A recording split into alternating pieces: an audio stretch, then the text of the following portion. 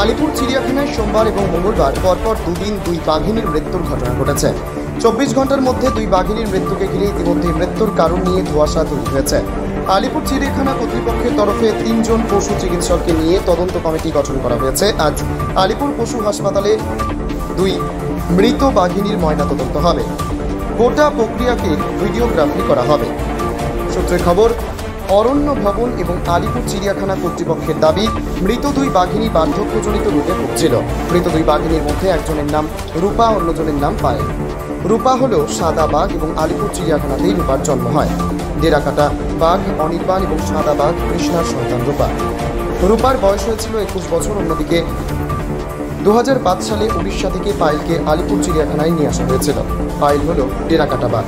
পায়েলের বয়স হয়েছিল 17 বছর। এগুলো যে প্রয়োজন লাগে এই কর্তৃপক্ষ জানে না, এবং ভ্যান করে পাঠাতে ব্যস্ত পশু এই চিড়িয়াখানা কর্তৃপক্ষ। রাজ্য সরকার কখনো জমি বেচতে ব্যস্ত। এইসব করলে কি আর পশু যারা রয়েছে এখানে তাদের ব্যবস্থা ঠিক মতন হবে? তাদের দেখভাল কি হবে? তাদের তো কম্প্রোমাইজ হচ্ছে। আমরা রাজ্য সরকার বন দপ্তরের কাছে অনুরোধ করব যে আপনারা সবাইকে ডাকুন এখানে। এটা সকলের জন্য। এই চিড়িয়াখানা 150 বছরের ওপরে চিড়িয়াখানা। আমরা জানি প্রত্যেকটা বাচ্চা থেকে সমস্ত বয়স্ক মানুষের এইটা আবেগ জড়িয়ে রয়েছে চিড়িয়াখানাতে। এই চিড়িয়াখানার আবেগ নিয়ে ভাই দয়া করে চিনি ফেলবেন। আমরা প্রদেশ সভাপতি শুভঙ্কর সরকারকে ইতিমধ্যেই জানিয়েছি বিষয়টা। আমরা এখানে সদুত্তর না পেলে, যেরকম কিন্তু আমাদের কংগ্রেস নেতা আকিব দিলদার বলল, আমরা এখানে আন্দোলন গড়ে তুলব।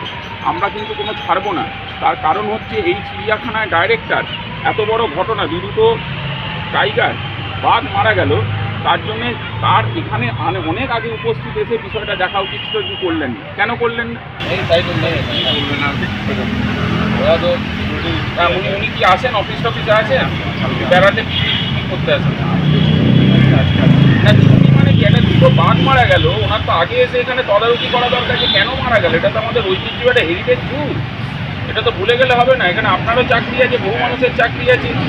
মানে এটা যদি এখন কালকে দেখি বিল্ডিং হয়ে গেছে তাহলে তো মুশকিল। তো পরিকল্পনা তো এখানেই হয় এইসব।